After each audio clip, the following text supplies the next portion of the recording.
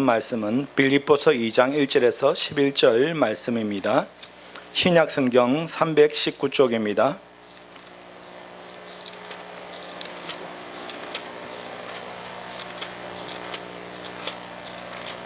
빌립보서 2장 1절부터 11절 말씀 다 같이 합독합니다. 그러므로 그리스도 안에 무슨 권면이나 사랑의 무슨 위로나 성령의 무슨 교제나 긍휼이나 자비가 있거든 마음을 같이하여 같은 사랑을 가지고 뜻을 합하여 한 마음을 품어 아무 일에든지 다툼이나 허영을 하지 말고 오직 겸손한 마음으로 각각 자기보다 남을 낮게 여기고 각각 자기를 돌볼 뿐더러 또한 각각 다른 사람들의 일을 돌봐 나의 기쁨을 충만하게 하라. 너희 안에 이 마음을 품으라. 곧 그리스도 예수의 마음이니 그는 근본 하나님의 본체시나 하나님과 동등됨을 취할 것으로 여기지 아니하시고 오히려 자기를 비워 종의 형체를 가지사 사람들과 같이 되셨고 사람의 모양으로 나타나사 자기를 낮추시고 죽기까지 복종하셨으니 곧 십자가에 죽으심이라. 이러므로 하나님의 그를 지극히 높여 모든 이름 위에 뛰어난 이름을 주사 하늘에 있는 자들과 땅에 있는 자들과 땅 아래에 있는 자들로 모든 무릎을 예수의 이름에 꿇게 하시고 모든 입으로 예수 그리스도를 주라 시인하여 하나님 아버지께 영광을 돌리게 하셨느니라. 아멘. 오늘은 그리스도인으로서 정말 날마다 다듬어가야 될 것에 대해서 말씀드립니다. 그것은 뭐냐면 인품, 성품, 그리고 인격이다라는 것이죠. 참 예수 믿어도 변하지 않는 성품과 인격은 참 우리 스스로가 우리 스스로를 바라볼 때도 야, 내가 왜 이렇게 신앙생활을 오래 했는데도 변하지 않을까 이렇게 자책할 때도 있습니다. 여러분, 우리가 인격, 성품이 그냥 보이지 않으니까 만질 수 없으니까 아무것도 아닌 것 같지만 인격, 이 아름다운 성품은 강력한 능력이고 힘입니다. 여러분, 아름다운 성품을 인격을 가진 사람은 사람에게 감동을 주잖아요. 그 사람이 아무리 재능이 좋고 능력이 좋고 또 심지어 목회자가 천사 같은 말씀을 전한다 할지라도 성품이 좋거나 인품이 좋지 않으면 아무리 그 말해도 능력이 나타나지 않아요. 우리 성도들 마찬가지입니다. 우리가 온전한 성품으로 인격으로 성도를 대하고 하나님 일을 한다면 그 속에는 열매가 맺게 되어져 있다라는 것입니다. 그래서 이런 말이 있어요. 예수 그리스도를 닮는 것보다 탁월한 능력은 없다. 예수 그리스도의 그 마음, 예수 그리스도의 성품을 담는 것보다 더 탁월한 능력은 없다라는 것입니다. 그런데 사람들은요, 안타깝게 이 인품, 성품의 능력이 얼마나 대단한지를 잘 모르고 있다라는 것이에요. 그래서 일 많이 하고 교회 크게 늘리고 전도 많이 하고 이러면 그냥 잘 한다라고 하는데 그거보다 사실 눈에 보이지 않는 이 인품과 성품이 훨씬 중요하다라는 것입니다. 인격의 힘이 인생의 모든 스토리 가운데 대단한 영향을 미친다라는 것이에요. 우리는 어떤 사람은 참 평탄한 삶을 사는 반면에 어떤 사람은 굴곡진 삶을 막 살아요. 그래서 이 사람이 그럽니다. 내 인생은 왜 이럴까? 내 인생은 왜 이렇게 고달플까? 가만히 들여다보면요, 다른 사람이나 환경이 자기 길을 그렇게 하는 게 아니고 자기가 자기 인생을 그렇게 살아가는 겁니다. 여러분, 능력보다 중요한 게 사람의 성품이고 인품이죠. 그걸 아셔야 됩니다. 저는 그런 걸 많이 봤거든요. 대단한 능력이 나타나는 사람도 봤고 손만 얹으면 암덩어리를 빼내고 귀신도 쫓아내고 랄랄랄라 한번 하면 막 사람이 확 쓰러져요. 가서 이마에 손문을 한번 탁 갖다 대면 사람이 뒤로 발락 넘어져가지고 입신을 하는 거 봤는데 능력 나타나는 거하고 사람 성품은 별개더라고요. 그게 참 같이 가면 좋은데 능력 나타나는 거하고 사람의 인격은 같지가 않더라라는 것입니다. 이번에 여러분 대통령 선거를 얼마 전에 치렀죠. 우리 국민들이 이제 윤석열 대통령을 뽑았어요. 아주 근소한 차이잖아요. 그 대통령 당락을 갈랐던 것이 뭐라 생각하십니까, 여러분? 뭐 당의 힘도 있고 뭐 전적도 있고 뭐 있겠지만 제가 볼 때는 사람 인격과 성품 때문에 이번 선거는 당락이 결정되었다라고 보거든요. 참 그 떨어진 대통령 일 잘해요. 일 잘합니다. 그런데 뭐가 문제였나요? 성품과 인격이 그대로 드러난 녹음 테이프가 있었어요. 사람들이 그거 한번 들으면 그만 손발을 절레절레. 이 사람이 아무리 일 잘하고 능력이 나타나도 이렇게 욕을 하고 이런 성품을 가진 사람은 우리 도저히 대통령을 뽑을 수 없다라는 그 몇 프로가 당락을 가른 것이죠. 그것만 없었어도 아마 선거가 어찌 될지 분간할 수가 없죠. 여러분, 그래서 이 우리나라 사람들도요 이제 그거 압니다. 능력보다는 사람 됨됨이를 중요하게 본다라는 것이죠. 여러분, 온유한 성품을 가지시기 바랍니다. 이 온유한 성품은 마음이 따뜻한 거예요. 마음이 따뜻한 거. 아이고 저 사람은 찔러도 피 한 방울 안 날 사람이다라고 말하는 사람인데 그 마음이 안 따뜻하다라는 말이고 냉정하다 말이거든요. 근데 저 사람은 막 손만 갖다 대도 그냥 눈물 흘리고 아픔을 같이 나누고 정말 저 사람은 마음이 따뜻하다라는 사람이 있잖아요. 여러분, 오늘 이 예수님의 성품이 그랬다라는 것이에요. 예수님의 그 마음이 아주 따뜻한 마음을 가지고 계셨어요. 사람들을 바라볼 때, 그 병자를 바라볼 때 그 병으로 고통당하는 그 마음이 예수님의 그 마음이 너무 아픈 거예요. 그래서 항상 고쳐주실 때 나오는 단어가 뭡니까? 불쌍히 여기사, 긍휼히 여기사라고 되어 있습니다.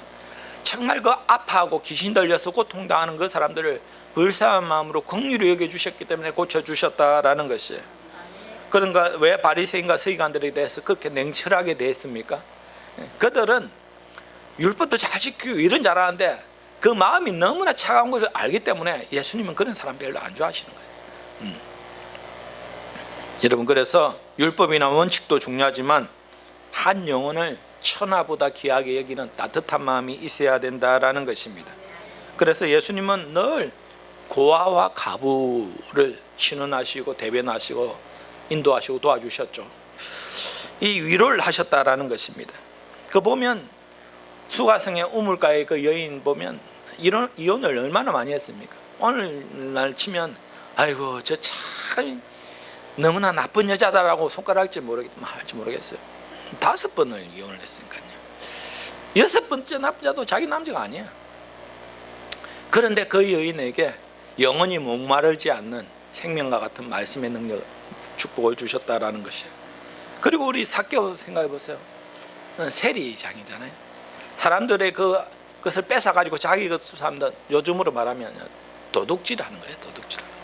그런데 사람들 다 손가락질해도 예수님은 삭개오를 부르시잖아요. 내가 오늘 너희 집에 유하여야 되겠다. 그리고 간음 현장에 붙잡힌 그 여인도 얼마나 사람들이 돌로 죽이려고 할 때 예수님은 죄 없는 자가 먼저 쳐라라고 하면서 그 여인에게 긍휼과 은혜를 베풀어 주셨죠. 이것이 바로 예수님의 마음입니다. 여러분, 오늘 이 예수님의 마음과 우리의 마음을 한번 비교를 해보세요. 예수님의 마음과 우리 마음 참 많이 동떨어지죠. 예수님은 따뜻한 마음을 가진 것 반면 우리는 우리가 사랑할 만한 사람, 용서할 만한 사람, 품을 만한 사람만 품지 조금이라도 나에게 잘못되거나 내가 바라볼 때 못 미치면 당장에 비난하고 비판한다라는 것입니다. 예수님은 우리에게 그런 냉철한 마음을 원하시는 것이 아니다라는 것이에요. 무엇보다 우리 이 온유한 마음을 품기 위해서는, 예수님의 마음을 품기 위해서는 중요한 조건이 하나 있습니다. 그것이 뭐냐면 다른 사람의 마음을 헤아려 줄 수 있어야 된다라는 것이에요. 사람들이 아무리 악한 사람이라도요, 그 사람이 그렇게 악하게 변할 수밖에 없는 삶의 현장이나 자라온 환경이나 이런 이야기를 한 시간만 한번 들어보세요. 이해하지 못할 사람이 한 명도 없다니까요. 대부분 악한 사람들이 있어요. 악한 사람들. 그런 사람들 왜 그렇게 되었을까요? 자란 과정을 이렇게 들어보면 그래, 그런 환경 속에서 네가 선하게 산다는 것이 잘못된 거지, 그렇게 살 수밖에 없겠네 라는 이해를 할 수 있다니까요. 여러분, 우리는 자꾸 왜 우리가 다른 사람을 품어주지 못하냐면 다른 사람이 자꾸 내 마음을 헤아려주고 이해해주기를 바라는 이기적인 마음이 있어서 그렇습니다. 그러기 전에 먼저 내가 다른 사람의 그 마음을 헤아려주고 이해를 해주는 것이 우선입니다. 그게 순서예요. 그렇게 돼야 서로 교통과 교제가 되는 것입니다. 내 마음에 들지 않는 것은 허용하지 못하는 그런 마음이 있는 것입니다. 그리고 자기가 세워놓은 그 기준 딱 못 미치면요, 비판하고 비난하고 정죄하죠. 여러분, 그것은 예수님이 원하는 마음이 아닙니다. 예수님은 그 사람들을 바라볼 때 정말 안식일에도 병을 고치는 거, 예수님의 그 사랑의 마음. 안식일 법보다 중요한 것이 사랑의 법이다라는 것이에요. 누구를 비난하기보다 예수님은 그 불쌍한 영혼을 먼저 바라보셨다라는 것입니다. 항상 여러분 그거 아시기 바랍니다. 여러분들의 사명은 무엇입니까? 사명은 막 다른 거 아니에요. 일이 아닙니다. 가만히 보면 사람입니다. 사람. 어떤 사람은 내 사명은 일을 목적으로 하는 사람이 있어요. 저 아프리카 가서 교회를 몇 개 짓고 우물을 몇 개 파고 교회를 우리 교회를 건축을 하고 이 일을 중심으로 하는 사람이 있어요. 내가 식당 일을 하고 뭘 하고 하는데, 여러분 그 다 뭐가 연결되어 있습니까? 사람하고 연결되어 있습니다. 중심은 사람이거든요. 그런데 우리 자칫 오해하면 일을 먼저 바라보고 일이 중심인 사람이 있어요. 그것은 사명을 감당하는 것이 아닙니다. 일보다 항상 사람이 먼저이고 우선이고 사람이 목적입니다. 그거 항상 기억하시기 바랍니다. 사람이 목적이다라는 거예요. 사람이. 예수님은 선한 목자다라고 요한복음에 말합니다. 예수님은 생명의 빛이고 양의 문이고 몇 가지 비유가 있는데, 포도나무고 이렇게 몇 가지 비유인데 그 중에 나는 선한 목자다라고 되어 있습니다. 선한 목자의 조건이 뭔지 아세요? 양들을 위해서 목숨을 버릴 수 있어야 선한 목자가 된다라는 것입니다. 왜 예수님에게 우리에게 나는 선한 목자다라고 말할까요? 너희들도 선한 목자의 삶을 살아라라는 것입니다. 여러분, 그 말은 무엇일까요? 한 영혼을 위해서, 그 어떤 사람을 위해서, 친구를 위해서 목숨을 버리는 것보다 더 귀한 사랑이 없다라고 했는데, 예수님은 그런 사랑을 우리에게 원하시는 것입니다. 예수님이 직접 우리를 구원하시기 위해서 십자가에 당신 몸을 죽이셨습니다. 직접 죽으셨습니다. 말이 아니라 행동으로 보여주셨습니다. 그러면서 너희들도 내 제자가 된다면, 정말 나를 믿는다면 이러한 삶을 살아라라고 합니다. 그래서 남을 위해 죽기로 작정한 사람은 어떤 마음으로 살아갈 수 있나요? 원수까지도 사랑할 수가 있습니다. 하나님이 우리에게 원하는 것은 이 수준입니다. 이 수준. 원수까지도 사랑하고 양을 위해서 목숨을 버릴 수 있는 그런 희생의 사랑을 요구하신다라는 것입니다. 오늘날 그렇다고 여러분에게 대신 죽으란 말이 아니잖아요. 그 말 뜻은 뭐냐면 그만큼 희생적인 헌신과 사랑을 실천하라라는 것입니다. 자기 목숨을 버릴 수 있는 그런 사랑을 실천하라라는 것입니다. 여러분, 예수님의 권면이 마태복음 11장 29절 보면, 나는 마음이 온유하고 겸손하니 나의 명예를 메고 내게 배우라. 그러면 너희 마음이 쉼을 얻으리라 라고 되어 있습니다. 나는 마음이 온유하고 겸손하다. 그러니까 내가 메는 이 멍에를 너희들도 같이 메고 내게 와서 배우라라는 것입니다. 그러면 하나님 축복해 주신대요. 어떤 축복을 주신다고요? 그리하면 쉼을 얻으리라. 평안의 축복을 주신다라는 것입니다. 죽기로 작정하고 하나님의 사랑을 실천하고 온유하고 겸손한 마음으로 살아가면 결국 내가 죽는 것이 아니고 내가 없어지는 거고 희생하는 것이 아니고 결국 그 일을 통해서 하나님의 영광이 나타나고 무엇보다 내가 복을 받는다라는 것입니다. 내 마음이 평안함을 얻어요. 여러분 삶이 내 마음이 정말 지옥 같고 정말 힘들고 저 사람 때문에 내가 너무 힘들다라는 것은 그 사람이 문제가 아니라니까요. 내가 지금 문제예요. 내가 문제. 내가 온유하고 겸손하지 못하니까, 예수님의 그 멍에를 매지 못하니까 쉼을 얻지 못하는 것입니다. 평안함을 누리지 못하는 거예요. 그래서 여러분들은 삶의 문제를 해결해 나갈 때 영적인 방법으로 해결해 가시기 바랍니다. 내가 변화되면, 내가 온유하고 겸손해지면 내가 쉼의 축복을 받는 것입니다. 여러분, 사람의 인품, 성품, 인격이 드러나는 몇 가지 경우가 있는데요. 첫 번째가 뭐냐면 삶의 위기를 만나면 그 성품이 확 드러나요. 예전에 우리는 참 우스갯소리로 저 사람하고 고스톱을 한번 쳐보면 저 사람이 성품이 드러난다라고 하는데 정말 그런 것 같더라고요. 제가 참 쳐본 지도 오래됐지만 그 쳐다가 돈 좀 잃어보세요. 딸 때는 좋아요.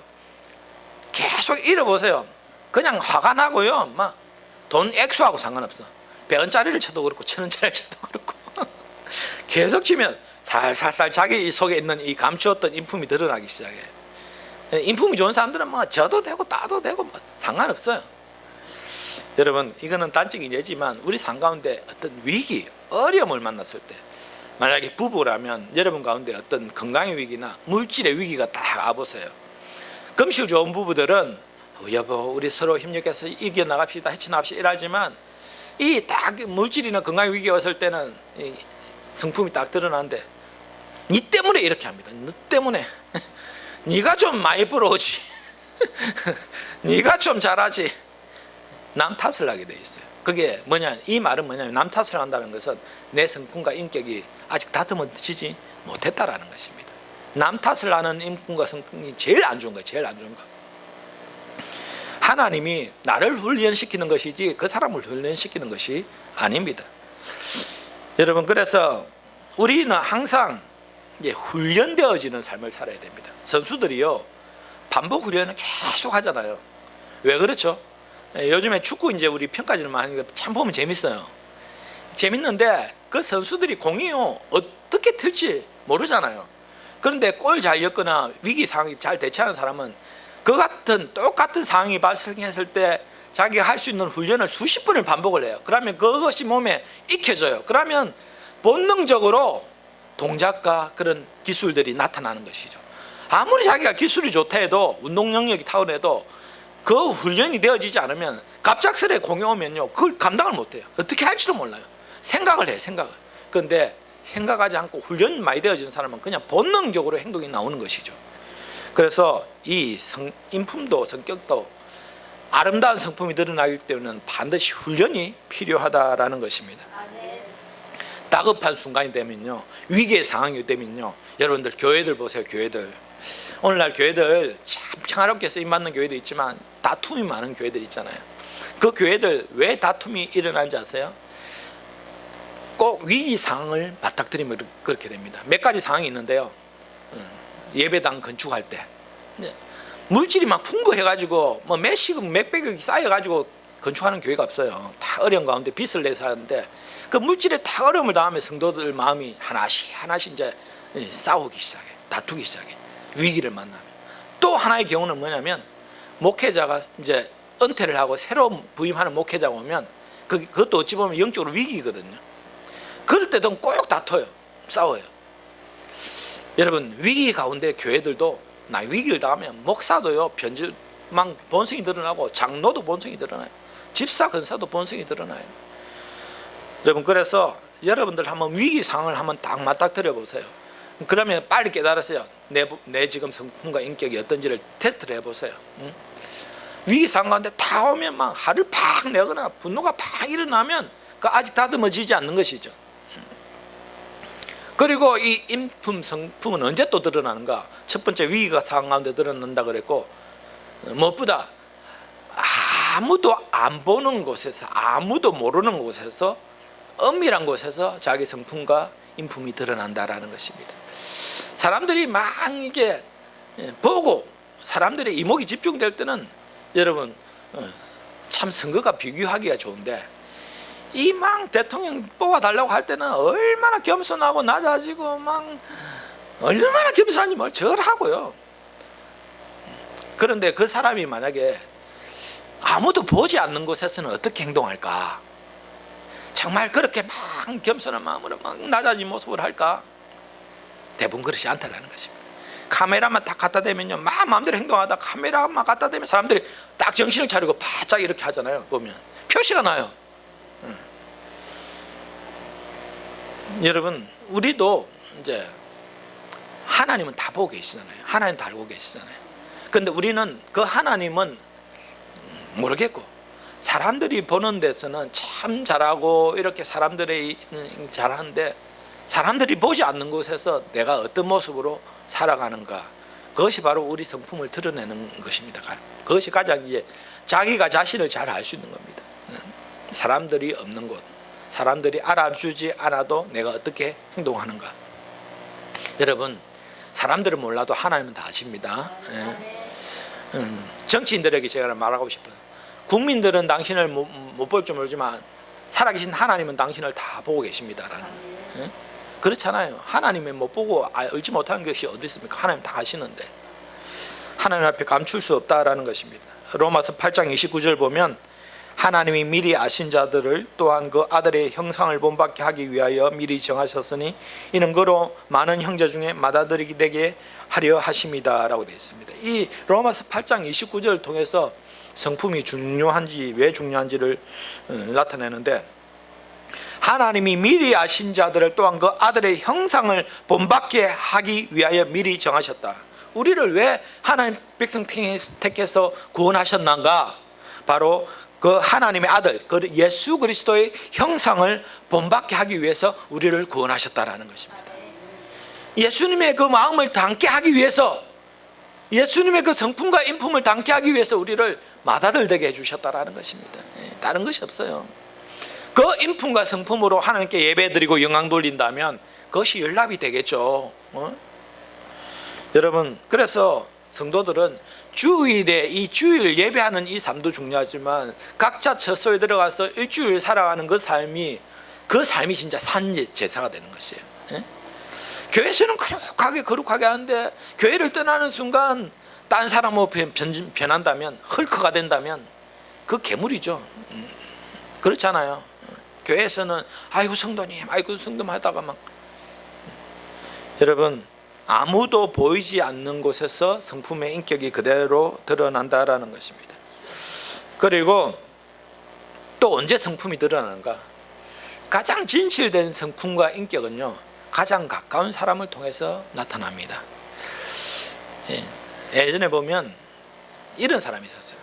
이 사람은 밖에 가면 바깥 사람들한테는 엄청 잘하는데 집에만 오면 너무 나쁜 사람으로 변한다라는 사람이 있는가 보면, 이 사람은 집에서는 정말 잘하는데 밖에 가면 밖에 사람들은 별로 신경 안 쓴다라는 사람이 있어요. 여러분은 어떤 부류의 사람이세요?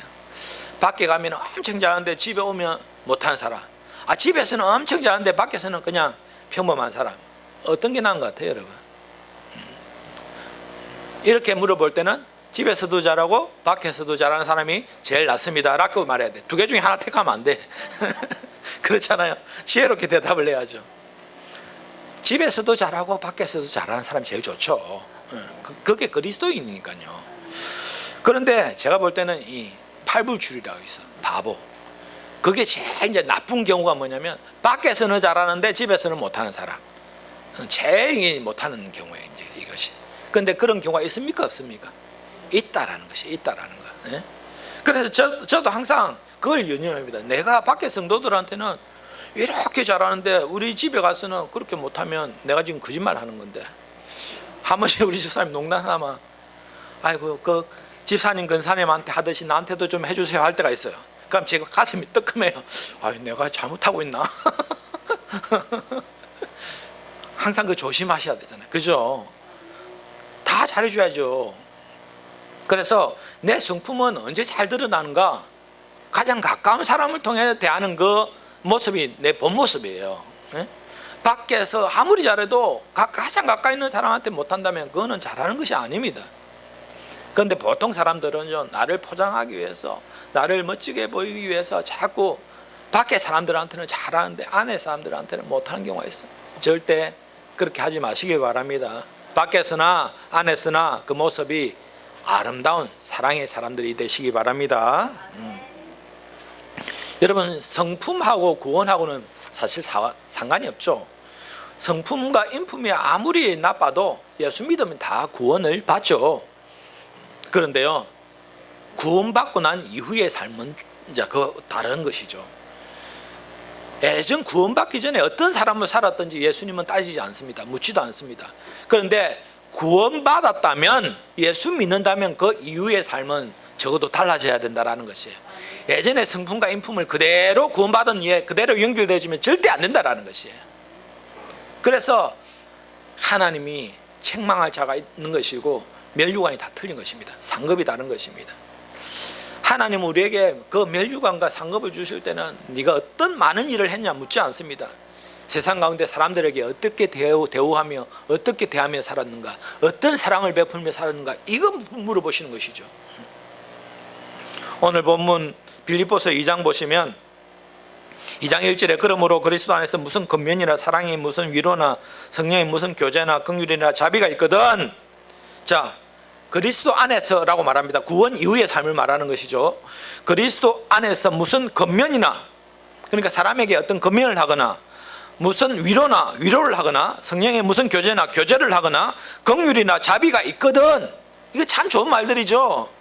권면도 하고 위로도 하고 교제도 있고 긍휼도 있고 자비도 있어. 다 있어. 완벽해. 이제 인품적으로 있거든. 어떻게 해야 되는가? 이제 이 이유가 중요하죠. 이런 모습이 있다면 너희들은 반드시 이렇게 해야 된다는 건데, 2절 보시면 마음을 같이하여 같은 사랑을 가지고 뜻을 합하여 한 마음을 품으라라고 되어 있습니다. 마음을 같이 하라. 그리고 사랑을 가지고 뜻을 합하라. 한 마음을 가져라라는 것입니다. 여러분, 우리가 그리스도의 마음을 닮아가게 하지 못하는 마귀의 가장 전략 중에 하나가 뭐냐면 한 마음을 품지 못하게 하는 거예요. 동상이몽, 다른 마음으로 각각 살아가게 한다라는 것입니다. 절대 마귀는요, 그 가정을 축복하실 때 첫 번째 물질의 축복이든 자녀의 축복이든지 건강의 축복이든지 어떤 축복을 주기 전에 첫 번째 단계가 있어요. 그것이 뭐냐면 마음이 합해지는 거예요. 먼저 부부의 마음이 합해져야 돼요. 그렇지 못하면 하나님 절대 축복해 주시지 않습니다. 그 축복은 진짜는 축복이 아니기 때문에 그래요. 그래서 여러분, 마음이 합해져야 돼요. 마음이 합해져. 부부가 마음이 합해지고 가족이 마음이 하나가 되고 교회가 하나가 되어져 간다면, 마음이 하나가 된다면 그것이 온전한 공동체로 세워지는 것입니다. 그것이 바로 오늘 권면도 위로도 교제도 긍휼도 자비가 능력으로 나타나는 것이죠.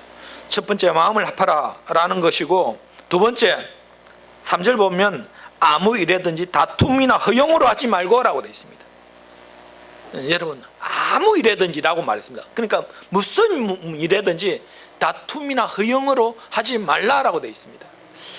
오늘날 교회들 보면 어떤 전도 축제를 한다라고 생각해 볼 때, 이 보면 벌써 준비할 때부터 어떻게 합니까? 다툽니다. 뭐 이런 방식으로 하자 저런 방식으로 하자. 교회 건축하는 거 참 좋죠. 그런데 벌써 건축하기 전에 벌써 다퉈요. 그것이 무슨 하나님의 영광이에요. 제가 항상 하는 이야기죠. 그러려면 하지 말아라라는 거예요. 다툼을 일으키려면 차라리 안 하는 게 100배 1000배 낫다라는 것입니다. 아무 일에든지 다툼이나 허용을 하지 말고라고 되어 있습니다. 그러니까 모든 일에 다툼은 절대 없어야 됩니다. 자기 딴에는 하나님이 기쁨이 된다고요. 하나님이 영광을 낸다고 열심히 하려다 보니까 그 열심히 다른 사람하고 의견이 조합되지 않으면 이것이 옳은 방법인데 자기 뜻이 같이 안 되면 이제 다툼이 일어나죠. 이것이 하나님 기쁨이 되는데 왜 그렇게 하냐고 따지죠. 벌써 그거는 출발이 잘못된 것입니다. 그러려면 안 하는 게 나아요. 다툼이나 허용으로 하지 말라라고 되어 있습니다. 여러분들 항상 유념하세요. 어떤 선한 일을 할 때는 다툼이 절대 있으면 안 됩니다. 그것이 아무리 자기가 보기에 합당하고 온전한 일이라 할지라도, 좋은 일이라 할지라도 다툼이 일어난다면 멈춰야 됩니다. 멈춰야 돼요. 그리고 허용으로 하지 말아라고 되어 있습니다. 허영심.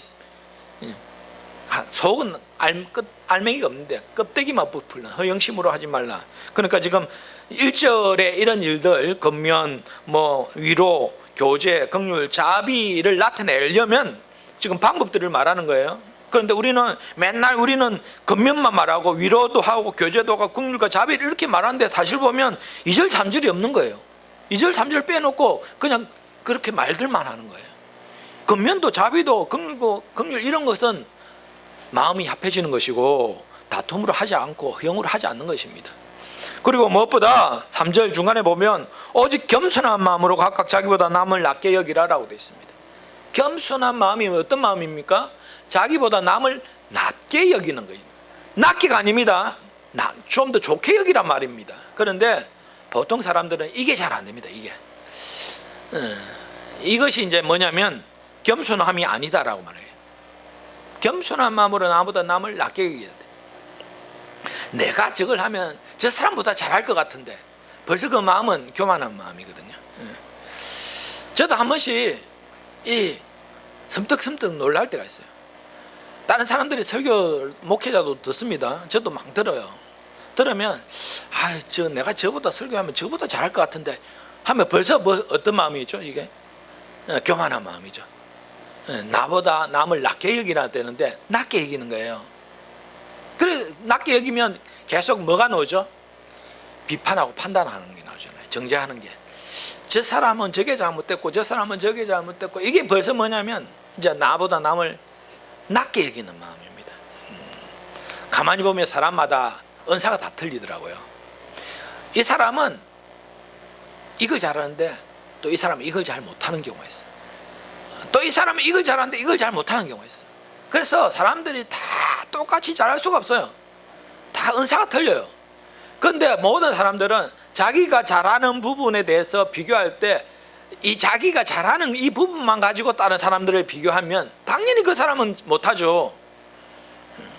자기가 못하는 걸 가지고 비교를 해야 되는데 잘하는 걸 가지고 비교를 하니까 항상 남이 자기보다 부족하죠. 그러니까 항상 비판과 정죄가 나오는 것이죠. 여러분, 나보다 남을 낮게 여기시기 바랍니다. 이거 참 해보세요. 어렵습니다. 쉽지가 않습니다. 왜냐하면 우리 속에는 재성이 있거든요. 그리고 지난날의 과거의 그 아픔과 상처들이 있기 때문에 나를 자꾸 이렇게 포장을 하기 때문에 자꾸 자기 내면 속에 있는 이런 것들을 감추려고 하는 것이 있어요. 그렇기 때문에 자기도 자기 자신을 몰라요. 내가 지금 어떤 모습으로, 어떤 생각으로, 어떤 모습으로 살아가는지 잘 모릅니다. 그런데 항상 이거 잊지 마세요. 나보다 남을 낮게 여기는 것이 겸손이다라는 것입니다. 그리고 무엇보다 5절 보시면 너희 안에 이 마음을 품으라고 그리스도 예수의 마음이니.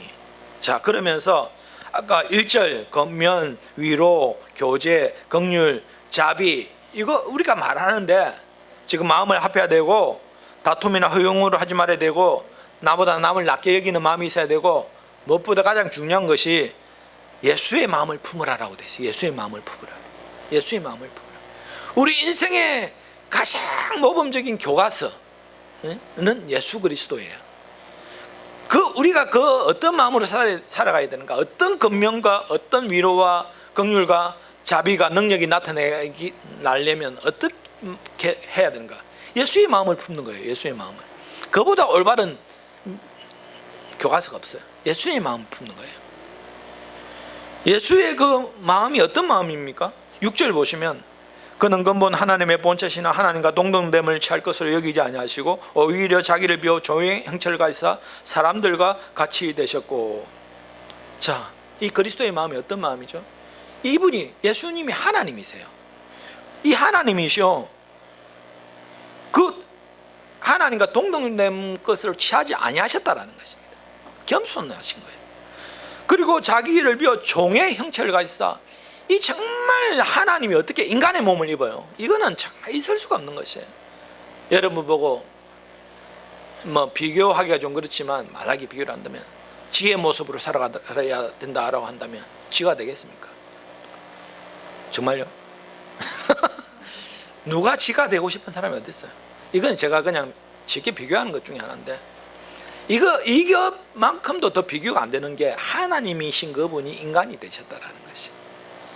그분이 이 땅에 오셔서 배고픔도 느끼시고 슬픔과 기쁨도 있으시고 화장실도 가시고 잠도 주무시고 감기도 걸리시고 죄의 그 유혹도, 금식하고 배가 고픈 가운데 마귀가 유혹하는 그 유혹도 당하시고 이겨내셨지만 하나님이신 그분이 인간의 몸을 입고 이렇게 됐다는 것만큼 정말 대단한 것은 없어요.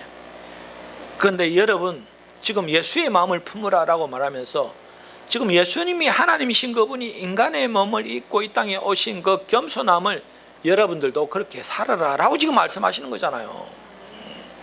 그것이 바로 1절, 이것이 근면이고 위로고 교제고 긍휼과 자비다라는 거지. 우리는 말로만 계속 근면, 위로, 내가 위로합니다, 긍휼과 자비를 베풉니다 말하는데 이 속에는 내용은 하나도 없어. 겸손함도 없고 마음을 합하는 것도 없고 자비도 없고. 여러분, 우리는 이 말씀을 통해서 좀 우리 마음이 찔림을 받아야 됩니다.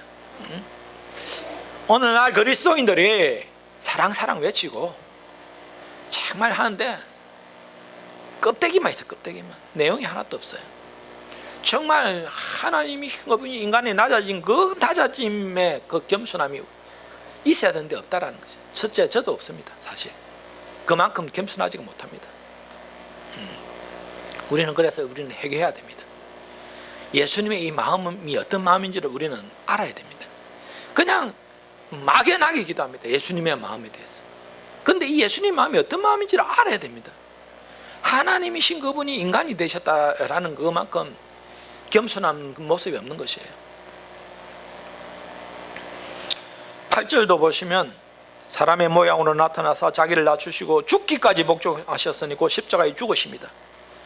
결국 예수님의 마음은 인간이 되셔서 이 땅 가운데 죽으셨다라는 것이에요. 그런데 오늘 말씀 보면 5절에 보면 너희는 이 마음을 품으라 곧 그리스도 예수의 마음이니, 이 예수님의 이 마음을 품으래요. 죽기까지 복종한 그 마음을 가지고 살아가래요. 말 그대로 죽으라라는 거예요. 죽으라라는 거. 예? 여러분, 우리는 죽지 않으면 아무 열매를 맺을 수가 없어요. 미랄이 떨어져 죽어야 열매를 맺을 거 아닙니까? 싹이 나죠. 죽어야 싹이 나죠.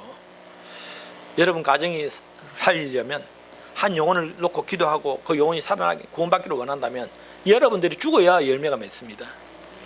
내 완악한 고집, 성품, 인격, 교만한 마음들, 남을 비판하고 정죄하는 것들, 그리고 나보다 남을 낮게 여기는 그 겸손하지 못한 마음들, 이거 죽어야 됩니다, 여러분. 그래야 그 우리가 하나님의 형상 지으신 형상대로 온전하게 살아가는 참된 그리스도인이 된다라는 것이에요.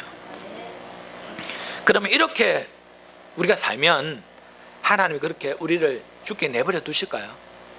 그런 마음과 그런 생각과 그런 성품과 인격으로 살아가면 하나님 죽게 내버려 두시지 않습니다. 어떻게 하시는가? 9절 보시면 2장 9절, 이름으로 하나님이 그를 지극히 높여 모든 이름 위에 뛰어난 이름을 주사라고 되어 있습니다. 예수님이 이 땅에 인간의 몸을 입고 하나님이신 그분이 이 땅에 오셔서 인간이 되셨고 죽기까지 복종하시고 십자가에 달려 죽으셨으면 그냥 십자가에 무덤에 죽어서 그대로 끝나는 것인가? 그렇지 않죠. 부활의 영광이잖아요. 부활의 영광이. 하나님이 예수님을 얼마나 높여주셨습니까? 우리는 그거 바라보는 거예요. 예? 그게 없고 그냥 끝났다면 어찌 보면 참 허무한 것이죠. 그런데요, 하나님 다 기억하세요. 우리가 하나님 앞에 부름받는 그날, 천국 가는 그날, 하나님은요 다 기억하셨다가 네가 그렇게 아름다운 성품과 인품으로 겸손하게 낮아지고 죽기까지 복종하고 그렇게 살았지, 내가 너의 모습을 안다 하면서 하나님이 다 기억하셨다가 부어주시는 겁니다.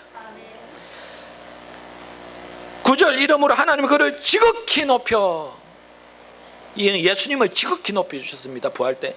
그런데 우리도 그렇게 산다면 하나님 우리를 지극히 높여주신다라는 것이에요.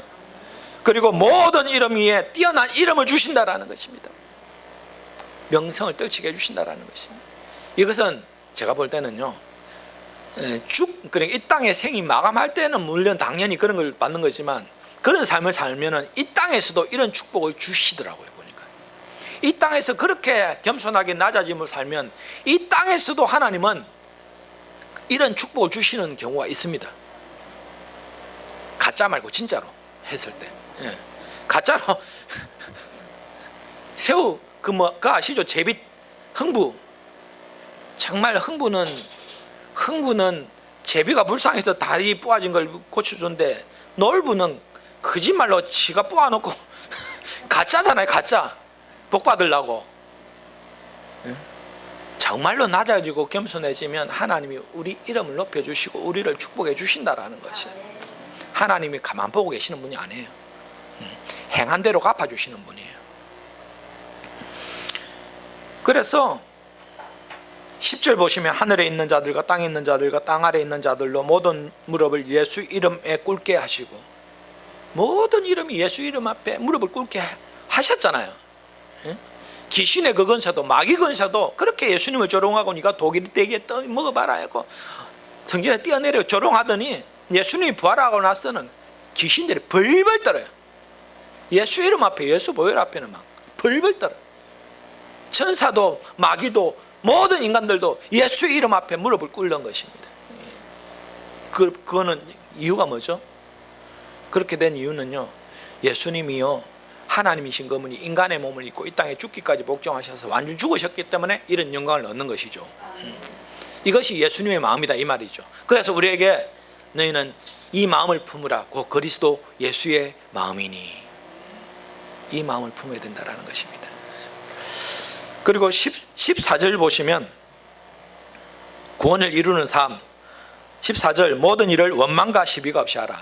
아까 다툼과 허용으로 하지 말고 라고 연결되는 마음이 원망과 시비가 없이 하라. 여러분, 교회의 일도 원칙이 있습니다.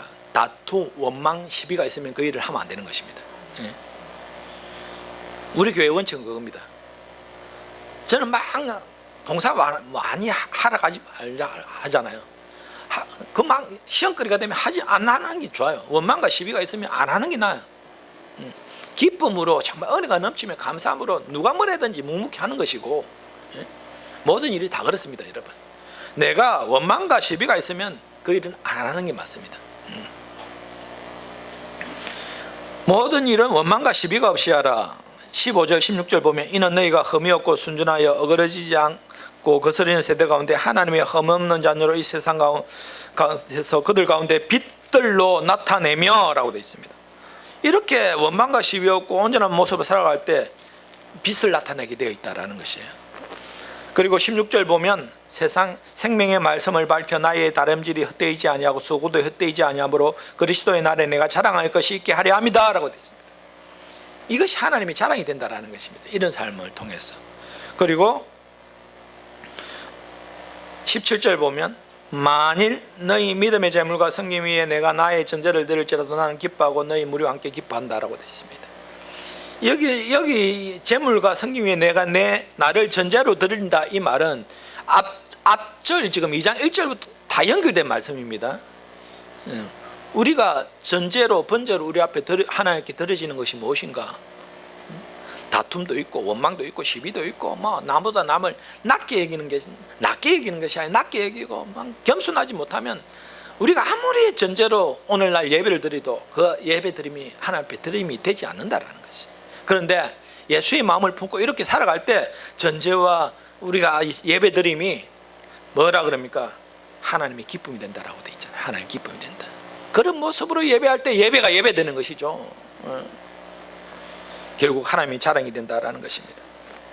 여러분, 이제 우리는 구원받았습니다. 구원 이후의 삶은 참으로 중요합니다. 저와 여러분들 예수 믿고 천국 갑니다. 그런데 이 세상에 예수 믿고 살아갈 때 어떤 마음으로 살아가야 될까요? 바로 주님의 마음으로 살아가야 된다는 것이. 그래서 사도 바울이 디모데전서 4장 7절 보면 경건에 이르도록 자기 자신을 연단하라라고 되어 있습니다. 이거 가만히 있으면 되는 것이 아니에요. 우리가 가만히 있으면 아름다운 성품과 인품의 사람이 되는 것이 아닙니다. 자꾸 경건에 이르도록 자기 자신을 연단하라라고 되어 있어요. 훈련해야 돼요. 훈련. 그래서 옛날에 이게 어떤 보라색 밴드가 있었어요. 그걸 나눠줘 가지고 딱 차고 다니다가 자기도 모르게 성질을 내거나 화를 내면 밴드를 빼가지고 왼쪽 손에 바꿔서 끼워라. 또 여기서 있는데 또 자기도 모르게 막 불평불만을 하거나 또 화를 내면 또 여기다 갖다 끼워라. 이라 그 밴드가 한창 유행을 했는데, 그러니까 자기도 모르게 분노하거나 아름다운 모습으로 살지 못할 때는 자기도 몰라요. 자기가 어떤 모습을 하는지. 그런데 이걸 옮겨보면 자기가 알아요. 아, 내가 또 실수를 했구나. 또 잘못했구나. 이것이 어찌 보면 하나의 훈련 과정이죠. 여러분, 훈련은요 하루아침에 끝나는 것이 아닙니다. 부름받는 그날까지 하나님 앞에 경건의 훈련을 하셔야 됩니다. 예? 훈련하셔야 돼요. 하나님, 내 마음을 제발 좀 경건에 이르도록, 내 마음이 주님의 모습을 닮아가도록 하나님 제발 좀 저를 훈련시켜 주십시오. 기도해야 돼요. 예? 훈련하시기 바랍니다. 예? 그래서 감사 훈련, 기쁨의 훈련 자꾸 훈련하셔야 돼요.